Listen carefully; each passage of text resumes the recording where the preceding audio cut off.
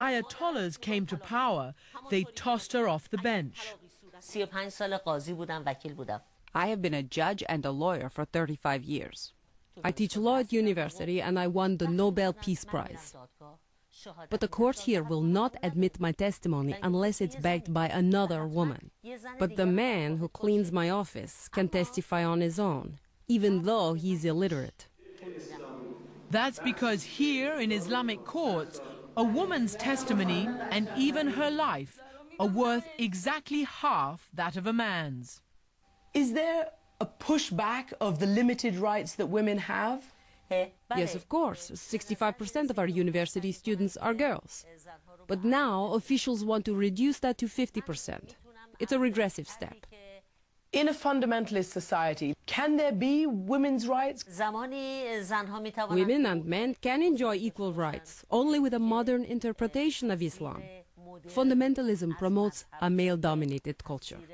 And this is the product of that culture, the numbing reality of a woman's everyday life, according to Iranian photographer Shadi Qadirian.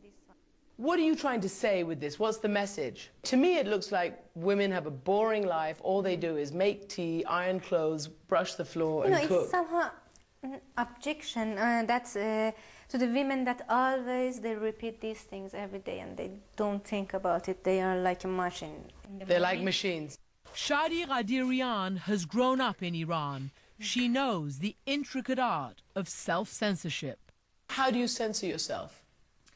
For example, my women in my photos should have veil in my photos. Like our cinema, if you notice, women when they want to go to bed, they have also veil, you know. Because we know that if we want to show our photos, we should do these things.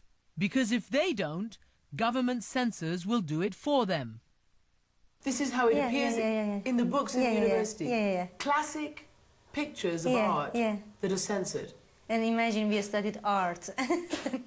Is the biggest problem for women like you the veil? No, I have many, many more serious problems. I think it's for our Islamic laws. So the laws are the big problem? Yeah, yeah. Something even conservative parliamentarian Rafat Bayat discovered when she tried to run for Iran's highest political office. Mrs. Bayat, you put your name forward to be a candidate for president. What was the answer? I was told that I didn't have enough executive experience. But there was another thorny issue, the ambiguous wording in our constitution that currently says only important men of politics can become president. The clerics blocked her candidacy, but she wants to change the law. Can Iran have a woman president? I hope. Women keep pushing the boundaries here, but now President Ahmadinejad's enforcers are trying to stop them. In a new Tehran-style spring cleaning, thousands of women have been detained for dressing un-Islamically. Like this woman screaming as she's pushed into a police car, according to the bystander who captured it on his cell phone. Many women in Iran are refusing to go quietly. If they try to turn the clock back, they will set off an explosion. Next, why a Muslim woman in America takes the veil. It's a requirement by God. He wants us to cover.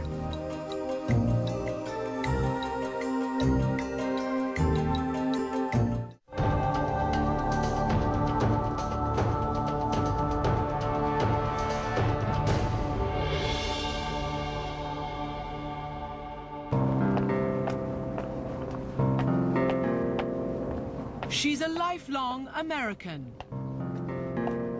When I was growing up, we mowed the lawn, we shoveled the driveway when it was snowing. Born and raised in Islip, Long Island. I was very involved in sports. But Rehan Siam is a jihadist, just not the sort you're thinking of.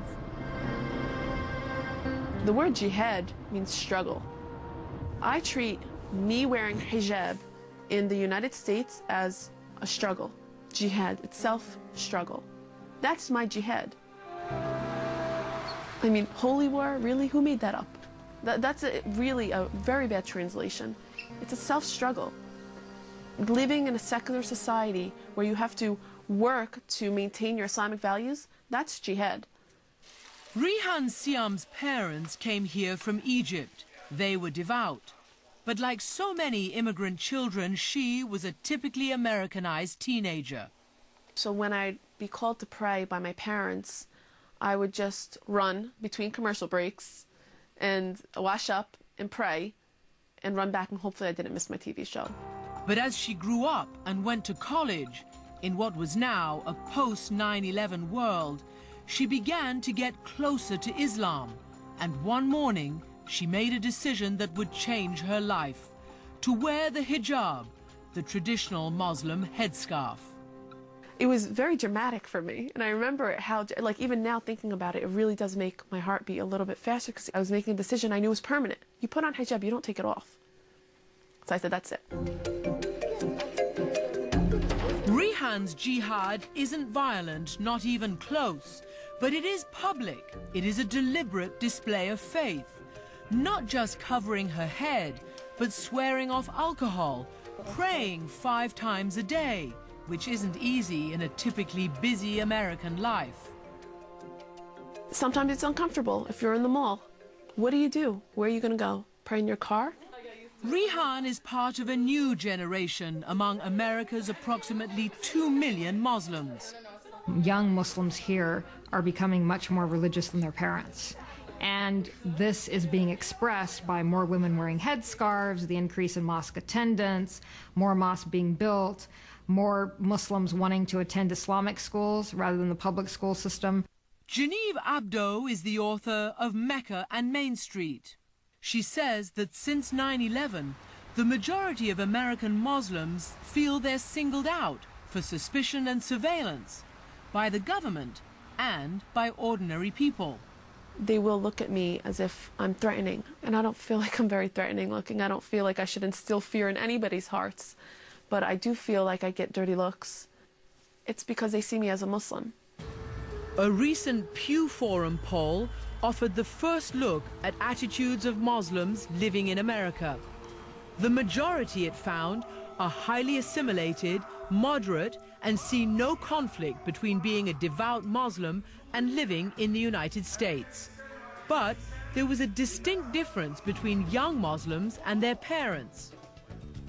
Young Muslims were almost twice as likely to attend mosque as their parents, and considerably more likely than their parents to say they are Muslims first, Americans second. And while most American Muslims reject extremism, younger Muslims, 26% of them, say suicide bombings can sometimes be justified. Author Genevieve Abdo found young Muslims often feel a disconnect with the American lifestyle. They're rejecting a lot of things about American culture. They don't want to date. They don't want to drink alcohol. They don't want to engage in premarital sex.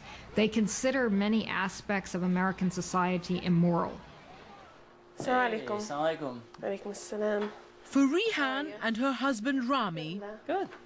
Thanks. and most practicing Muslims, Islam is their identity. It shapes every aspect of who they are. Islam is a way of life. Ask anyone who practices. They will tell you it's not just your religion. A lot of people go to the church on Sunday, and that's their religion for their week. Mine is every single day, every minute of my day. Islam even shaped their courtship.